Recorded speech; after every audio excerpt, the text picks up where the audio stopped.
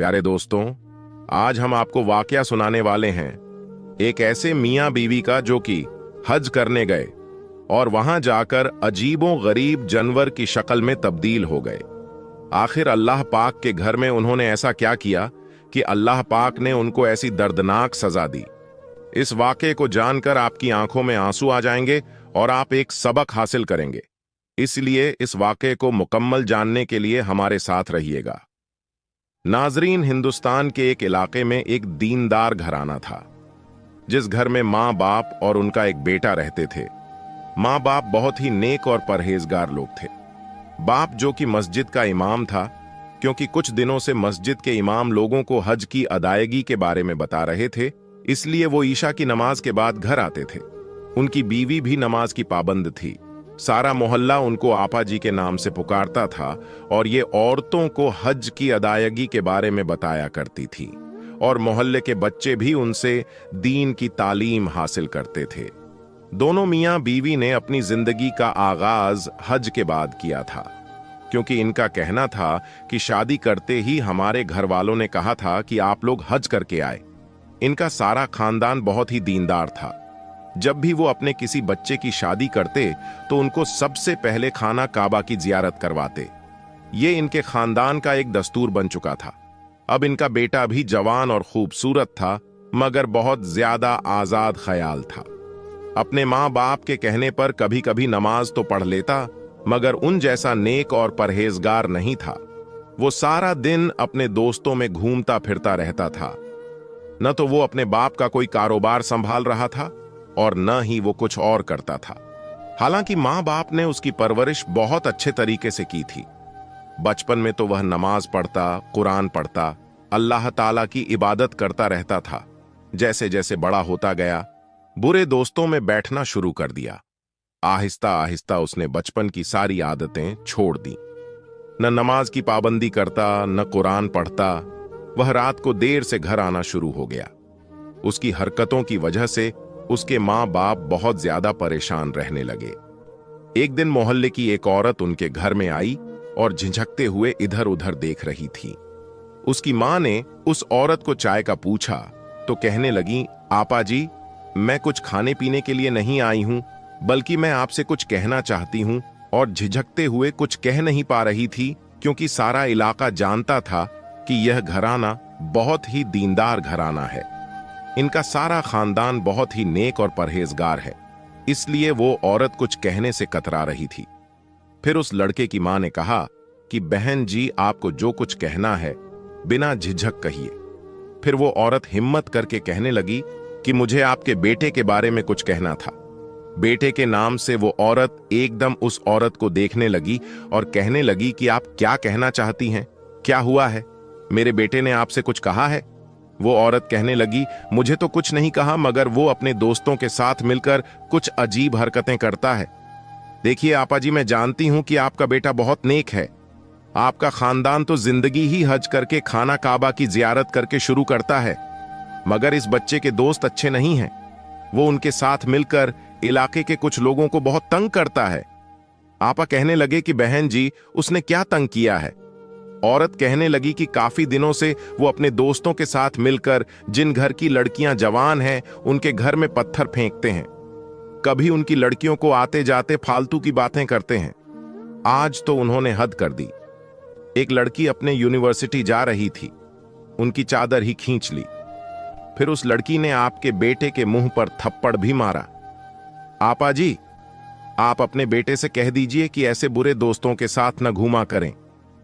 इतना कहकर वो औरत चली गई और वो आपा जी गुमसुम बैठी दरवाजे को देखती रही।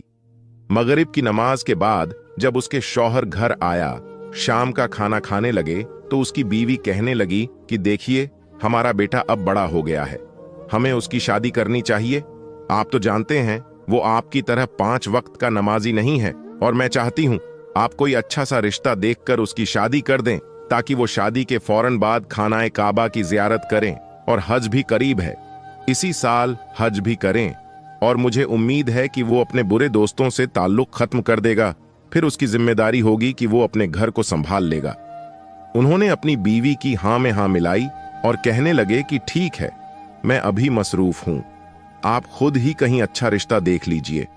फिर आपा जी ने किसी रिश्ते वाले को बोला कि आप मेरे बेटे के लिए किसी ऐसी जगह रिश्ता करवाएं जहां की लड़की बहुत खूबसूरत हो, दीनी हो, कुरान पाक की तालीम जानती हो।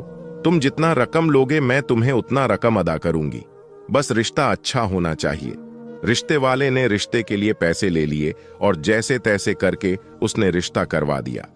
वो कहते हैं ना कि जोड़े तो आसमानों पर बनते हैं, जैसा शौहर वैसी बीवी। अब आपा उनकी शादी कर दी और दोनों मियां बीवी बहुत ज्यादा खुश थे। अब उनका शौहर और दोनों मिलकर नई जिंदगी का आगाज करवाना चाहते थे। उनको हज पर भेजना था, मगर उनका बेटा और बहू कितने बदकिस्मत थे। जहां सारी दुनिया जाना चाहती थी या वहां पर जाना नहीं चाह रहे थे। उनकी बहू का ख्याल था कि अगर हमको कहीं भेजना चाहते हैं तो कहीं ऐसी जगह भेजें। जहां हम जाना चाहते हैं हमें लंदन भेजें, पेरिस भेजें। अभी तो सारी उम्र पड़ी है, खानाए काबा को हम बाद में भी जा सकते हैं। मगर उनके बेटे को सब पता था अपने खानदान का जो दस्तूर है, शादी के फौरन बाद हमें खाना काबा की जियारत करना होता है। जब उनकी मां ने मुस्कुराते हुए कमरे में लेकर 2 टिकटें गई तो कहने लगी कि बेटा, आप दोनों बहुत खुशकिस्मत हैं। आपको हज करने की सादत अल्लाह ताला ने दी है। जब हमारी भी शादी हुई थी तो हमें भी सबसे पहले हज करने की सादत हासिल हुई और आप लोगों को भी हज करने की सादत हासिल हो रही है। वरना ज्यादातर हमारे खानदान वालों को पहले उम्राह करना पड़ा। अब आप लोग अपनी पैकिंग कर लीजिए। वो दोनों मियां बीवी अपना सामान लिए एयरपोर्ट पर पहुंच चुके थे। जहाज पर सवार हुए। जितने भी उस जहाज में हाजी सवार थे, सबके सब हाथों में तस्बीह कर रहे थे। जहाज पर सवार हुए जितने भी हाजी सवार थे, सबके हाथों में तस्बीह थी। किसी के हाथ में कुरान पाक था, कोई वैसे ही अल्लाह का जिक्र कर रहा था और ये दोनों मियां बीवी जोर जोर से कहकहा लगाते हुए बातें कर रहे थे। उस एरोप्लेन में सभी हज करने वाले सवार थे, मगर अफसोस की बात यह थी कि वह दोनों मियां बीवी तस्बीह करने के बजाय, दरूद पाक पढ़ने के बजाय, दोनों कभी हंसते कभी उल्टी सीधी हरकतें करते। सब लोग उनको अजीब नजरों से देख रहे थे, मगर ये दोनों अपने आप में मग्न थे। उनको किसी की कोई परवाह नहीं थी। एयरप्लेन जद्दाह के एयरपोर्ट पर लैंड हो गया। सभी पैसेंजर एयरपोर्ट पर उतर गए। यह दोनों मियां बीवी भी एयरपोर्ट से बाहर आकर वहां से होटल पहुंचे तो वहां पर भी सब लोग इनसे बहुत ज्यादा तंग थे। इधर लोगों का कहना था कि इन दोनों मियां बीवी की हरकतें और बातें बहुत अजीब थीं। ये बातें तो अपने कमरे में करते, मगर इनकी आवाजें दूसरे कमरों तक गूंजती रहती थीं। यह दोनों मियां बीवी अपने कमरे में भी मस्ती मजाक किया करते थे और जोर जोर से हंसते थे। इसी वजह से सारे होटल के लोग इन दोनों मियां बीवी से बहुत ज्यादा तंग थे। होटल के आजू बाजू के लोगों का कहना था कि ये दोनों मियां बीवी बहुत ज्यादा बदतमीज और बदइखलाक लोग हैं। लोगों का कहना था कि इसकी बीवी तो पर्दे में ही थी, मगर पर्दे में भी वो बेपर्दा लग रही थी। उसका पर्दा न होने के बराबर था। उसने लिबास भी ऐसा पहना हुआ था कि लग ही नहीं रहा था कि ये यहाँ हज करने आए हुए हैं, और जो उसने ऊपर बुर्खा पहना हुआ था वो इस कदर चुस्त था कि उस लड़की की काली तौर पर दिखाई दे रहे थे। आजकल की जो बेहया लड़कियां हैं वो इसी तरह का अब्बाया पहना करती हैं। इस तरह पर्दा होना ना होना बराबर था। उस लड़की ने भी अब्बाया फैशन के तौर पर पहना हुआ था। इधर हर कोई उन दोनों मियां बीवी को मुड़ मुड़ कर देखता, क्योंकि उन दोनों ने फैशन के साथ साथ बेशर्मी की हद पार कर दी थी। वो दोनों होटल से लेकर हरम शरीफ के अंदर तक ऐसी बातें करते आ रहे थे जिसे ये तन्हाई में कर रहे हों। वहां के सभी लोग उनको देख रहे थे। सभी लोग इन दोनों से तंग हो रहे थे। ये दोनों एक दूसरे के साथ जोर जोर से बातें करते, हंसते, कहकहा लगाते जा रहे थे और अजीब किस्म की शरारतें करते जा रहे थे। हरम शरीफ के अंदर उस लड़की का कहकहा इस कदर ऊंचा गूंजा कि लोग बड़ी मुश्किल से जब्त करके रह गए। पलटकर उन दोनों मियां बीवी को देखने लगे। उन दोनों ने जरा भी हया बाकी नहीं थी। उस वक्त हरम शरीफ में दोनों दाखिल थे, उसके बावजूद इस तरह की हरकतें करते फिर रहे थे। उसके बावजूद उनके दिल में जरा भी ख्याल नहीं था। खानाए काबा में वो ऐसी हरकतें कर रहे थे। होटल में नहीं बल्कि पूरे हज के अदायगी के दौरान यही हरकतें थीं। एक मर्तबा तो जिस काफिले के साथ वो आए थे, उन्होंने इन दोनों को समझाना भी चाहा कि अगर आप पहली मर्तबा हज पर तशरीफ लाए हैं तो आपको यहाँ के क़वानीन और जमात का पता होना चाहिए। आखिर आप लोग मुसलमान हैं। हरम शरीफ का एहतराम करना तो हम सब पर लाजिम है। आप दोनों इस तरह हंस रहे हैं, बातें कर रहे हैं जैसे आप लोग पिकनिक पर आए हों। इस शख्स की बातें उन दोनों मियां बीवी को इस कदर जला रही थीं जैसे कोई आग लकड़ी को जलाती है। वो दोनों इस शख्स के साथ बदतमीजी करने लगे, झगड़ने लगे। ये लड़का समझाने वाले शख्स का गिरेबान पकड़कर कहने लगा, आखिर तुम होते कौन हो? आखिर तुम्हें हक ही क्या है हमारे बाप बनने वाले? हमने तुमसे कहा था कि हमें मशवरा दो, नसीहत करो। हम अपना अच्छा या बुरा समझते हैं। को तो पहले तुम कौन सा किसी मस्जिद के इमाम हो? जाओ जाकर पहले अपने खुद के गुनाह बख्श लो, फिर दूसरों पर नजर रखना। बेहतर है कि यहां से दफा हो जाओ। ये दोनों मियां बीवी ऐसी बातें करके हर किसी को चुप करवा दिया करते थे। उस शख्स के जाने के बाद ये दोनों हाथ पर हाथ मारकर हंसने लगे। अब काफी लोग उनकी हरकतों की वजह से चुप रहते थे। यहां आकर न तो उन लोगों ने नमाज पढ़ी, न ही किसी किस्म की कोई जियारत में दिलचस्पी ले रहे थे। ये तो बस जबरदस्ती उनके घर वालों ने उनको भेज दिया था। दरअसल उन दोनों मियां बीवी को हज पर आने का इरादा ही नहीं था। वह लोग तो लंदन पेरिस जाना चाह रहे थे। घर वालों की दबाव में आकर वह हज करने के लिए आ गए थे। मगर अफसोस की बात यह थी कि यह दोनों मियां बीवी मुसलमान होकर भी ऐसी हरकतें करते थे। वह भी हज पर आने के बाद उनके आसपास के लोग काफी हद तक तंग दिखाई दे रहे थे। मगर दोस्तों, फिर उन दोनों के साथ ऐसा वाकया पेश आया जिसने इन दोनों की जिंदगी ही बदल दी। उन्होंने तो कभी ख्वाब में भी नहीं सोचा था कि उनके साथ ऐसा भी हो सकता है। ये दोनों अभी भी बस दौलत को ही सब कुछ जानते थे। उनको ये था कि दौलत है तो हर चीज को हम खरीद सकते हैं। फिर उनके साथ जो हुआ, सभी लोगों की देखकर चीखें निकल गईं। फिर एक दिन ऐसा हुआ कि मौसम बहुत ज्यादा खुशगवार था। हाजी सुबह सुबह तवाफ करने निकल गए, क्योंकि वो हाजी चाह रहे थे कि आज मौसम बहुत ज्यादा खूबसूरत है तो हम लोग ज्यादा से ज्यादा जियारत करेंगे। और ये दोनों सुबह सुबह होटल से टहलते हुए हरम शरीफ की तरफ आ रहे थे। वो आपस में कह रहे थे कि आज हम आखिरी बार हरम शरीफ जाएंगे, बाकी के दिन हम तफरीह के लिए निकल जाएंगे।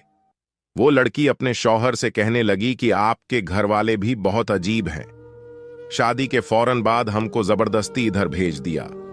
उसका शौहर कहने लगा, मैं तो सिर्फ अपने खानदान के दस्तूर निभा रहा हूं, वरना मैं भी यहां नहीं आना चाहता था। आज का दिन बहुत ज्यादा खूबसूरत है। उसके बाद हम दोनों यहां से कहीं और निकल जाएंगे। मोहतरम नाजरीन, कितने अफसोस की बात है, इन दोनों को इस दस्तूर का पता ही नहीं। कितने ऐसे लोग हैं जो इस चीज के लिए तड़प रहे हैं, इससे महरूम है। ये दोनों अभी रास्ते में ही थे कि हरम शरीफ आने तक अभी कुछ वक्त बाकी था। रास्ते में इन दोनों को काफी सारे भीख मांगते हुए लोग नजर आ रहे थे, जिनमें से बहुत सारे बच्चे भी थे, बूढ़े भी थे, औरतों भी थीं। दो बच्चे इन दोनों मियां बीवी के पास आकर हाथ फैलाने लगे और कहने लगे, हमें कुछ पैसे दे दीजिए, हमने सुबह से कुछ नहीं खाया।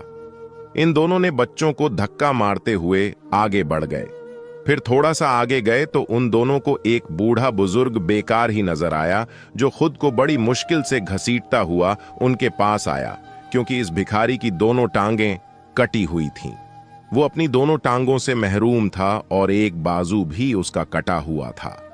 बस एक बाजू के सहारे खुद को घसीट रहा था और उनके आसपास आकर कहने लगा कि मुझे कुछ सदका खैरात दे दीजिए। वो दोनों आपस में बातें करने लगे, मगर ऐसे थे कि उन्होंने भिखारी को देखा ही नहीं। फिर उस भिखारी ने खुद को मजीद घसीटा और उनके पांव पकड़कर कहने लगा कि मुझे कुछ खैरात दे दीजिए। जैसे ही उस लड़के को पता चला कि भिखारी ने मेरे जूते पर हाथ रखा है, उसने जोर से उसके हाथ पकड़कर झटका और अपने पांव की ठोकर से उस भिखारी को मारने लगा। सीने पर, पेट पर, मुंह पर जिस कदर हो सकता था वो अपने भारी जूतों से उसको मार रहा था। कहने लगा कि गंदे इंसान, तुमने मेरे कपड़े गंदे कर दिए, मुझे छूने की तुम्हारी हिम्मत कैसे हुई, तुमने मेरे जूते गंदे कर दिए, चलो साफ करो मेरे जूते। फिर वो अपना जूता उसके मुंह के ऊपर रख देता है और दूसरा पांव उसके बाजू के ऊपर रख देता है। कहता है कि अपनी जुबान के साथ इसको साफ करो।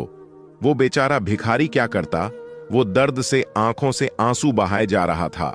एक तो उसके बाजू पूरे नहीं थे, जो उसका बाजू एक बजा था, उसके ऊपर भी उस कमीने ने अपना एक जूता रखा हुआ था और वो चिल्ला रहा था कि जो तुम्हारा एक हाथ बचा है मैं इसको भी काट दूंगा। आखिर वो बेचारा भिखारी करता तो क्या करता सिवाय आंसू बहाने के, जब उस लड़के ने काफी उस पर तशद्दुद कर लिया। उसकी बीवी कहने लगी कि चलो चलते हैं, ये अपाहिज किसी काम का नहीं है, ये तो इंतहाई घटिया किस्म के लोग हैं। मगर तब तक काफी ज्यादा लोग उनके आसपास जमा हो चुके थे। वो लोग उनको रोकना तो चाह रहे थे, मगर उनकी बदतमीजी देखकर सब पीछे हट गए। वो लोगों को देखकर उन पर भी गाली ग्लौच करने लगा। वो गाली ग्लौच करते हुए गुस्से में हरम में दाखिल होने वाला था कि वो लड़का जैसे ही हरम शरीफ के दरवाजे पर आया तो लड़का अचानक दर्द से चीखने लगा, और जैसे ही उसने हरम शरीफ के अंदर पांव रखा उसके हाथ पांव मारने लगे। वो दर्द से चिल्लाने लगा था। लोग उस लड़के की चीखें सुन रहे थे।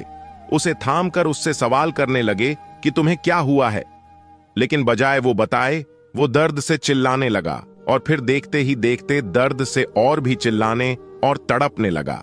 वो वहीं फर्श पर गिर चुका था। उसकी शक्ल देखते ही देखते बदल गई। वो अजीब सा जानवर बन चुका था। उसके पैर भी मुड़ चुके थे। वो उठकर चल भी नहीं पा रहा था। उसकी यह हालत देखकर उसकी बीवी उसके पास गिर गई। वो मुंह से बोलना चाहती थी, लेकिन ऐसा लग रहा था जैसे उसकी जुबान बंद हो गई हो। वो रोती हुई शौहर के पास जाना चाहती थी, लेकिन अगले ही पल उसके अगले हाथ मुड़ चुके। वो यूं चल रही थी जैसे चार पैरों वाला कोई जानवर चलता है। उसके जिस्म में कोई ताकत नहीं थी। वो दोनों जानवरों की तरह हरम शरीफ के अंदर पड़े हुए थे। वो शख्स तो पूरा जानवर बन चुका था और उसकी बीवी आधा इंसान और आधा जानवर थी। उस लड़के का पूरा बदन सफेद हो चुका था। वो दोनों मियां बीवी पता नहीं किस जुबान में बातें कर रहे थे। किसी को कुछ समझ नहीं आ रहा था। वहां के लोगों ने जल्दी से आदमी को बुलाया। वो उनको उठाकर हॉस्पिटल में ले गए। उनको देखकर तौबा अस्तगफार करने लगे। अल्लाह ताला से डर रहे थे। कोई नहीं जानता था कि आखिर उन दोनों को एक साथ क्या हुआ। उन दोनों के साथ आए हुए काफिले वाले लोग यही कह रहे थे कि उन पर अल्लाह का अजाब नाजिल हुआ है। कुछ घंटों के बाद वो दोनों मियां बीवी इबरत का निशान बन गए। वो ऐसे ही दोनों मियां बीवी तड़प तड़प कर मर चुके थे। सारे मक्का वाले लोग उनको देखने आ रहे थे। दूर दूर तक लोग उनको देखने आ रहे थे। लोग तो रास्ता पार करते जा रहे थे। हर कोई उनके साथ आए हुए काफिले वालों से पूछता कि आखिर इनके साथ क्या माजरा पेश आया। इनकी हकीकत सबके सामने खुल गई कि कैसे ये लोगों के साथ बदतमीजी करते थे और एक लाचार फकीर के साथ कैसे इन्होंने जुल्म किया। अल्लाह जब अपने बंदे की रस्सी को खींचने पर आता है तो एक पल भी नहीं लगाता। सारे हाजियों में और सारे मक्के में यह बात आग की तरह फैल चुकी थी और लोग उनको देखकर कानों को हाथ लगाकर तौबा अस्तगफार करना शुरू हो गए। प्यारे दोस्तों, देखा आपने कि अल्लाह ताला किस तरह जुल्म करने वाले का अंजाम करता है। और दूसरी बात यह कि अल्लाह ताला हज करना किसी किसी के नसीब में करता है, और जिसके नसीब में हज करना होता है वो बहुत ही खुशकिस्मत होता है। क्योंकि जो इंसान यह समझता है कि वो खानाए काबा जाकर हज करेगा तो उसकी भूल है, और जो कोई यह समझता है कि मेरे पास पैसे होंगे तो मैं हज कर लूंगा, यह भी उसकी बहुत बड़ी भूल है। क्योंकि अल्लाह चाहे तो गरीब से गरीब को भी अपने पास बुलाकर हज करवा देता है, और अगर ना चाहे तो अमीर से अमीर इंसान भी खानाए काबा जाकर हज जैसी नेमत से महरूम रह जाता है। अस्तगफिरुल्लाह। अल्लाह पाक से दुआ है कि अल्लाह पाक हमें ऐसी हरकतों और ऐसे अजाब से महफूज रखे। अल्लाह पाक से दुआ है कि पाक परवरदिगार हम जैसे गरीबों को भी हज करने के तौफीक अता फरमा, या अल्लाह गैब से इमदाद अता फरमा। पाक परवरदिगार हम जैसे गरीबों की किस्मत में मदीना लिख दे। हम सबको हरमैन शरीफैन की जियारत से मुशर्रफ अता फरमा। मेरे मौला, खास करके फिलिस्तीन के मुसलमानों की मदद फरमा। जितने भी लोग शहीद हो चुके हैं, तू सबको जन्नतुल फिरदौस में आला से आला जगह नसीब अता फरमा। या अल्लाह, इस हज के सदके तुफैल से फिलिस्तीन को आजादी अता फरमा। या अल्लाह, फिलिस्तीन के दुश्मनों का खात्मा अता फरमा। आमीन या रब्बुल आलमीन। दोस्तों, ये इबरतनाक